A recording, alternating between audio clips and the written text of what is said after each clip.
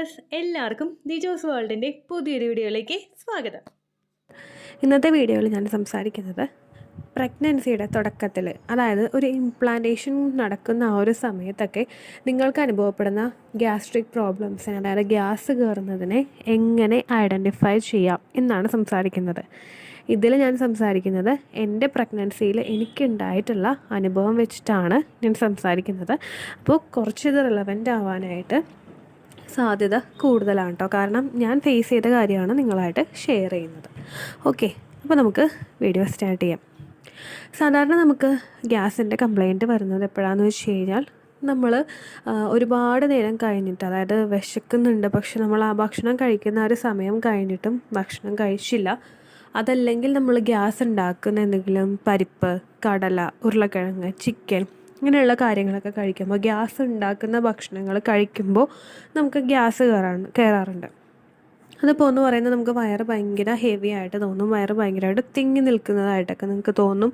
അതുപോലെ ഗ്യാസ് കയറി ഒരുപാട് വരുമ്പോഴേക്കും നമുക്ക് നെഞ്ചിന് കംപ്ലയിൻ്റ് ഉള്ളതായിട്ടൊക്കെ തോന്നും. പക്ഷേ ഈ പ്രഗ്നൻസിയിൽ ഗ്യാസ് കയറുന്നത് എങ്ങനെ ഐഡൻറ്റിഫൈ ചെയ്യാമെന്ന് വിചാരിച്ചു കഴിഞ്ഞാൽ, നമ്മൾ കറക്റ്റ് സമയത്ത് ഭക്ഷണം കഴിക്കാൻ ഇരുന്ന് കഴിഞ്ഞാൽ, നമുക്ക് വിശന്നിട്ടില്ല, നമ്മൾ ഭയങ്കരമായിട്ട് വിശന്നിട്ട് ആ സമയം കഴിഞ്ഞിട്ടല്ല നമ്മൾ ഭക്ഷണം കഴിക്കാനിരിക്കുന്നത്, പക്ഷെ അതിന് മുമ്പ് തന്നെ നമ്മൾ കറക്റ്റ് ടൈമിൽ, വിശക്കുന്നതിന് മുൻപ് ഒരു മണിക്ക് ഭക്ഷണം കഴിക്കുന്ന ആൾ കറക്റ്റ് 1 മണിക്ക് തന്നെ ഫുഡ് കഴിക്കാനായിട്ടിരുന്നു, ഭയങ്കര വിശപ്പൊന്നും നമുക്ക് ആയിട്ടില്ല. അങ്ങനെയുള്ള സമയത്ത് നമ്മൾ ഫുഡ് കഴിക്കാനിരിക്കുമ്പോൾ നമുക്ക് വയറ് ഭയങ്കരമായിട്ട് തിങ്ങിയിരിക്കുന്നതായിട്ട് തോന്നും. ഒരു തരി പോലും ഭക്ഷണം നമുക്ക് കഴിക്കാനായിട്ട് തോന്നില്ല. അത് ഒരുപാട് നേരം വിശന്നിരുന്നിട്ട് ഭക്ഷണം കഴിക്കുന്നവരുടെ കാര്യമല്ല കേട്ടോ പറയുന്നത്. കറക്റ്റ് ടൈമിന് നമ്മൾ ഗ്യാസ് കയറുന്ന തരത്തിലുള്ള ഒരു കാര്യങ്ങളും ചെയ്തിട്ടില്ല എന്ന് ഉറപ്പുവരുത്തുക. അതായത് കടല, പയർ, പരിപ്പ് അങ്ങനെയുള്ള സാധനങ്ങൾ നമ്മൾ കഴിച്ചിട്ടില്ല, ഗ്യാസ് കയറുന്ന തരത്തിലുള്ള ഒരു ഫുഡും നമ്മൾ കഴിച്ചിട്ടില്ല. പക്ഷേ അങ്ങനെയുള്ള ഫുഡുകളൊന്നും കഴിക്കാതെ തന്നെ നമുക്ക് ഗ്യാസ് കയറുന്നതായിട്ട് തോന്നുന്നു. അതുപോലെ തന്നെ ഫുഡ് കഴിക്കുന്നതിൽ ലാഗ് വരുത്താതെ, ടൈം ഒരുപാട് കഴിഞ്ഞിട്ടല്ല ഫുഡ് കഴിച്ച് കറക്റ്റ് ടൈമിങ്ങിന് തന്നെ കഴിച്ചു, ഗ്യാസ് കയറാനും മാത്രം ഒന്നും അങ്ങനെ ഡിലേ വരുത്തിയിട്ട് നമ്മൾ ഫുഡ് കഴിച്ചിട്ടില്ല. ഇങ്ങനെയുള്ള അവസ്ഥയെ അങ്ങനെയാണ് നിങ്ങൾ ഭക്ഷണം കഴിച്ചതെങ്കിൽ നിങ്ങൾക്ക് അതൊക്കെ ഫോളോ ചെയ്തിട്ടും ഗ്യാസ് കയറുന്നുണ്ടെങ്കിൽ അത് പ്രഗ്നൻ്റ് ആകാനായിട്ടുള്ള സാധ്യത ഉള്ളതുകൊണ്ടാണ് അങ്ങനെ ഗ്യാസ്ട്രിക് പ്രോബ്ലം വരുന്നത്. പിന്നെ നിങ്ങൾ ശ്രദ്ധിക്കേണ്ട ഒരു കാര്യം എന്താണെന്ന് വെച്ച് കഴിഞ്ഞാൽ, പീരിയഡ്സിന് തൊട്ട് മുമ്പായിട്ടും ഗ്യാസ്ട്രിക് പ്രോബ്ലം നിങ്ങൾക്ക് ഉണ്ടാകാം. റെഗുലറായിട്ടൊരു സൈക്കിൾ പോകുന്ന ഒരു സ്ത്രീക്ക് എന്ന് പറയുമ്പോഴേക്കും ഈ പ്രീമെൻസ്ട്രൽ സിംറ്റം ചിലപ്പോൾ ഉണ്ടാകാനായിട്ടുള്ള സാധ്യതയുണ്ട്.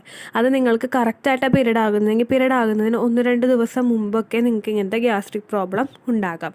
അപ്പോൾ ഈ ഒരു ഗ്യാസ്ട്രിക് പ്രോബ്ലം നിങ്ങൾക്ക് ഉണ്ടായ ഒരു പീരീഡ് മിസ്സായി, പക്ഷേ കുറേ ദിവസമായിട്ട് നമ്മൾക്ക് ഇങ്ങനെ തന്നെ തോന്നുന്നു. അപ്പോൾ നിങ്ങൾക്ക് ഒരു ദിവസം ഗ്യാസ് കയറി കഴിഞ്ഞാൽ നിങ്ങൾ ഉറപ്പുവരുത്തുക നിങ്ങൾ കറക്റ്റ് സമയത്ത് തന്നെയാണോ ഭക്ഷണം കഴിച്ചതെന്ന് നിങ്ങൾ ഉറപ്പുവരുത്തുക. ദെൻ അഗെയിൻ സെക്കൻഡ് ഡേ നിങ്ങൾ കറക്റ്റ് സമയത്തല്ല ഭക്ഷണം കഴിച്ചതെങ്കിൽ എഗെയിൻ ഒന്ന് പ്ലാൻ ചെയ്യുക. നിങ്ങളുടെ മീൽസ് കറക്റ്റ് ടൈമിൽ നിങ്ങൾ ഭക്ഷണം കഴിച്ചോ, ഗ്യാസ് കയറുന്ന തരത്തിലുള്ള ഭക്ഷണങ്ങളൊന്നും നിങ്ങൾ കഴിച്ചിട്ടില്ലല്ലോ എന്ന് നിങ്ങൾ ഉറപ്പുവരുത്തുക. എഗെയിൻ സെക്കൻഡ് ഡേയും കൂടി നിങ്ങൾക്ക് ഇങ്ങനെ ഉണ്ടായിക്കഴിഞ്ഞ് കഴിഞ്ഞാൽ അത് പ്രഗ്നൻ്റ് ആകാൻ സാധ്യതയുള്ളതുകൊണ്ടാണ്. കാരണം ഈ പ്രിമെൻസ്ട്രൽ സ്പോട്ടിംഗ് എന്ന് പറയുന്നത് ഒരു 2-3 ദിവസമൊന്നും അത്രയ്ക്ക് അങ്ങോട്ട് ഇത് ലാസ്റ്റ് ചെയ്യില്ല. പക്ഷെ നിങ്ങൾക്ക് 3-ാം ദിവസം കഴിഞ്ഞു, 4-ാം ദിവസം കഴിഞ്ഞു, എന്നിട്ടും നിങ്ങൾക്ക് ഇങ്ങനെയുള്ള സിംറ്റം വരുന്നുണ്ടെങ്കിൽ അത് നിങ്ങൾ കൺസീവ് ആകാനായിട്ടുള്ള സാധ്യതയുള്ളത് കൊണ്ടാണ്, നിങ്ങളുടെ ഇംപ്ലാന്റേഷൻ പ്രോസസ്സ് നടക്കുന്നത് കൊണ്ടാണ് അങ്ങനെയുള്ള ഗ്യാസ്ട്രിക് പ്രോബ്ലം വരുന്നത്. എൻ്റെ പ്രഗ്നൻസിയിൽ എനിക്ക് ഇങ്ങനെയായിരുന്നു കേട്ടോ ഉണ്ടായിരുന്നത്. കാരണം ഞാൻ കറക്റ്റ് ടൈമിൽ ഭക്ഷണം കഴിക്കുമായിരുന്നു. ഇവിടെ ഹസ്ബൻഡൊന്നും ഉണ്ടായിട്ടില്ല, എല്ലാവരും ജോലിക്ക് പോകുമായിരുന്നു. അപ്പോൾ ഞാൻ ആ ജോലി ജോലി പുതിയതായിട്ട് കണ്ടുപിടിക്കുന്ന കുറച്ച് സമയത്ത് ഞാൻ നിന്നിരുന്നു വീട്ടിൽ. അപ്പോൾ എന്താണെന്ന് വെച്ച് കഴിഞ്ഞാൽ ആരുമില്ല. അപ്പോൾ ഇടയ്ക്ക് വല്ല സ്നാക്സൊക്കെ കഴിക്കും, അതല്ലെങ്കിൽ വല്ല ചോറൊക്കെ കറക്റ്റ് 1 മണിയാകുമ്പോൾ തന്നെ ഞാൻ കഴിക്കുമായിരുന്നു. അപ്പോൾ അങ്ങനെ കഴിക്കാനിരിക്കുമ്പോൾ തന്നെ ഗ്യാസ് കയറുന്നതായിട്ട് ഭയങ്കര ബുദ്ധിമുട്ടായിരിക്കും, നമുക്കൊന്നും കഴിക്കാൻ തോന്നില്ല. അത് കഴിക്കാനിരിക്കുമ്പോൾ നമുക്ക് വോമിറ്റിംഗ് ടെൻഡൻസി വരും, കാരണം വയറ് ഭയങ്കരമായിട്ട് തിങ്ങി നിൽക്കുന്നതായിട്ട് നമുക്ക് തോന്നും. അപ്പോൾ ഞാൻ ആലോചിച്ചു എന്താണ് കാരണം, കറക്റ്റ് സമയത്ത് തന്നെ ഭക്ഷണം കഴിക്കുന്നുണ്ട്, ഗ്യാസ് കയറാനും മാത്രമുള്ള ബുദ്ധിമുട്ടൊന്നുമില്ല, ഗ്യാസ് ഉണ്ടാകുന്ന തരത്തിലുള്ള ഭക്ഷണങ്ങളൊന്നും കഴിച്ചിട്ടില്ല. അപ്പോൾ പിന്നെ നമ്മളൊന്ന് മോണിറ്റർ ചെയ്ത് പോകുമ്പോഴേക്കും നമ്മുടെ ശരീരത്തിൽ സംഭവിക്കുന്ന മാറ്റങ്ങളും കൂടി വെച്ച് നമ്മൾ കമ്പയർ ചെയ്യുമ്പോഴേക്കും ഈസി ആയിട്ട് ഐഡൻറ്റിഫൈ ചെയ്യാനായിട്ട് സാധിക്കും പ്രഗ്നൻ്റ് ആണോ അല്ലയോ എന്ന്. അപ്പോൾ വേറൊരു തരത്തിലുള്ളൊരു പ്രൊവോക്കേഷനും കാര്യങ്ങളും ഒന്നും ഇല്ലാതെ നമുക്ക് ഗ്യാസിൻ്റെ പ്രോബ്ലം വന്നു കഴിഞ്ഞ് കഴിഞ്ഞാൽ നിങ്ങൾ ശ്രദ്ധിക്കുക, അത് പ്രഗ്നൻസിയുടെ സിംറ്റം ആകാനായിട്ടാണ് സാധ്യത. പിന്നെ ഇങ്ങനെ ഗ്യാസിൻ്റെ കംപ്ലയിൻറ്റ് നമുക്ക് വന്നു കഴിഞ്ഞാൽ കുറച്ച് വെള്ളം കുടിച്ച് അങ്ങോട്ടും ഇങ്ങോട്ടും നിങ്ങളൊന്ന് നടക്കുക.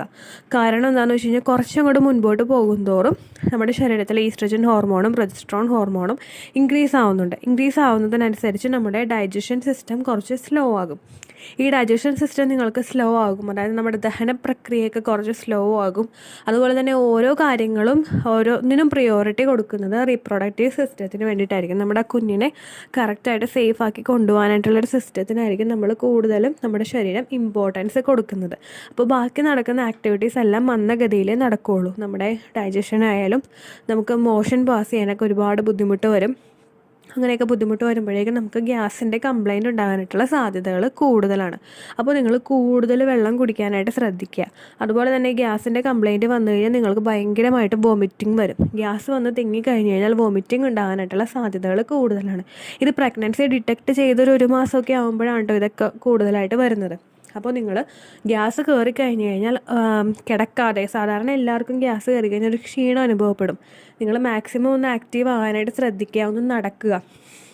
അങ്ങനെ നിങ്ങൾ നടക്കുന്ന സമയത്ത് നിങ്ങൾക്ക് ആ ഗ്യാസ് കയറുന്നത് ഒന്ന് കറക്റ്റായിട്ടുള്ളൊരു ഫോമിലോട്ടായിട്ട് നിങ്ങൾ ഭക്ഷണം കഴിക്കുക. ആ സമയത്തൊക്കെ നിങ്ങൾ ഒരുപാട് വെള്ളം കുടിക്കാനായിട്ട് പ്രത്യേകം ശ്രദ്ധിക്കുക കേട്ടോ.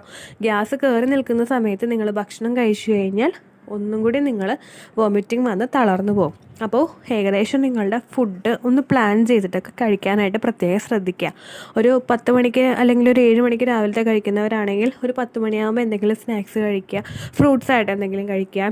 ദെൻ ഒരു 1 മണിയാകുമ്പോൾ കറക്റ്റായിട്ട് ലഞ്ച് കഴിക്കാനായിട്ടൊക്കെ ശ്രദ്ധിക്കുക. വയറ് കാലിയാക്കാതിരിക്കുക. മീൽസ് ഒറ്റയടിക്ക് കഴിച്ച് വയറ് നിറയ്ക്കാതെ ഇടവിട്ട് മാത്രം കഴിക്കാനായിട്ട് നിങ്ങൾ ശ്രദ്ധിക്കുക കേട്ടോ. അപ്പോൾ ഇത്രയേ ഉള്ളൂ പ്രഗ്നൻസിയുടെ ഗ്യാസ്ട്രിക് പ്രോബ്ലംസിനെ പറ്റിയിട്ടുള്ള വീഡിയോ. നിങ്ങൾക്ക് ഇത് ഫുള്ളായിട്ട് നിങ്ങൾ കണ്ടു കഴിഞ്ഞ് കഴിഞ്ഞാൽ നിങ്ങൾക്കിത് എളുപ്പത്തിൽ റെക്കഗ്നൈസ് ചെയ്യാനായിട്ട് സാധിക്കും. കാരണം നമ്മുടെ ശരീരത്തിലുണ്ടാകുന്നൊരു മാറ്റമാണല്ലോ ഇത്. നമുക്ക് ഗ്യാസ് കയറാനായിട്ടുള്ള ഒരു കാരണങ്ങളും ഇല്ലാതെ ഗ്യാസിൻ്റെ പ്രോബ്ലം നിങ്ങൾക്ക് വന്നു കഴിഞ്ഞാൽ 1, 2, 3 ദിവസം നിങ്ങളുടെ ശരീരം ശ്രദ്ധിക്കുക. ഈ 3 ദിവസവും കഴിഞ്ഞിട്ട് ഈ ഗ്യാസ്ട്രിക് പ്രോബ്ലം ഇങ്ങനെ തന്നെ വരുന്നുണ്ടെങ്കിൽ നിങ്ങൾ പ്രഗ്നൻസി ടെസ്റ്റ് ചെയ്ത് നോക്കുക കേട്ടോ. ഇത്രയേ ഉള്ളൂ വീഡിയോ. യൂസ്ഫുൾ ആയി കാണുമെന്ന് വിശ്വസിക്കുന്നു. യൂസ്ഫുൾ ആവുന്നുണ്ടെങ്കിൽ ലൈക്ക് ചെയ്യുക, ഫ്രണ്ട്സിനൊക്കെ ഷെയർ ചെയ്ത് കൊടുക്കുക കേട്ടോ. എന്തെങ്കിലും സംശയം ഉണ്ടെങ്കിൽ നിങ്ങൾ കമൻസിൽ ചോദിക്കുക.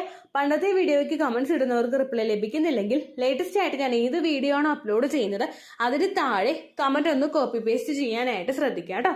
അതുപോലെ ഓവുലേഷൻ ഡേറ്റ് കാൽക്കുലേറ്റ് ചെയ്ത് തരാനായിട്ട് റിക്വസ്റ്റ് ചെയ്യുന്ന ആളുകൾ എത്രയാണോ സൈക്കിൾ ലെങ്ത് അത് മെൻഷൻ ചെയ്യാനായിട്ട് ശ്രദ്ധിക്കുക. സൈക്കിൾ ലെങ്ത് എന്നതുകൊണ്ട് ഉദ്ദേശിച്ചത് ഓരോ മാസവും എത്ര ദിവസം കൂടുമ്പോഴാണോ ബ്ലീഡിങ് വരുന്നത് അതാണ് സൈക്കിൾ ലെങ്ത്. കഴിഞ്ഞ മാസം ഒരു 8-ാം തീയതിയാണ് ബ്ലീഡിങ് ആയതെങ്കിൽ ഈ മാസം 6-ാം തീയതിയാണ് ബ്ലീഡിങ് ആയതെങ്കിൽ കഴിഞ്ഞ മാസം 8-ാം തീയതി മുതൽ ഈ മാസം 6-ാം തീയതി വരെ എത്ര ദിവസമുണ്ടോ അത് കാലണ്ടറിൽ എണ്ണി തിട്ടപ്പെടുന്നതാണ് നിങ്ങളുടെ സൈക്കിൾ ലെങ്ത്. സൈക്കിൾ ലെങ്ത് നമ്മൾ കൃത്യമായിട്ട് കാൽക്കുലേറ്റ് ചെയ്യുകയാണെങ്കിൽ ഓവുലേഷൻ ഡേറ്റ് എളുപ്പത്തിൽ കണ്ടുപിടിക്കാൻ വേണ്ടിയിട്ട് ഒരുപാട് ആപ്ലിക്കേഷൻസും ഒരുപാട് ഓൺലൈൻ ആയിട്ടുള്ള വെബ്സൈറ്റുകളും ഇന്ന് നമുക്ക് അവൈലബിൾ ആണ്. പ്ലേ സ്റ്റോറിൽ പോയിട്ട് ഓൺലൈൻ ഓവുലേഷൻ ട്രാക്കർ എന്ന് ടൈപ്പ് ചെയ്ത് കഴിഞ്ഞാൽ നിങ്ങൾക്ക് അതുമായിട്ട് ബന്ധപ്പെട്ടിട്ടുള്ള ആപ്ലിക്കേഷൻസ് കിട്ടും. അത് പറ്റുന്നില്ല എങ്കിൽ ഗൂഗിളിൽ പോയിട്ട് ഓൺലൈൻ ഓവുലേഷൻ കാൽക്കുലേറ്റർ എന്ന് ടൈപ്പ് ചെയ്ത് കഴിഞ്ഞാൽ അതുമായിട്ട് ബന്ധപ്പെട്ടിട്ടുള്ള വെബ്സൈറ്റുകൾ നിങ്ങൾക്ക് കിട്ടും.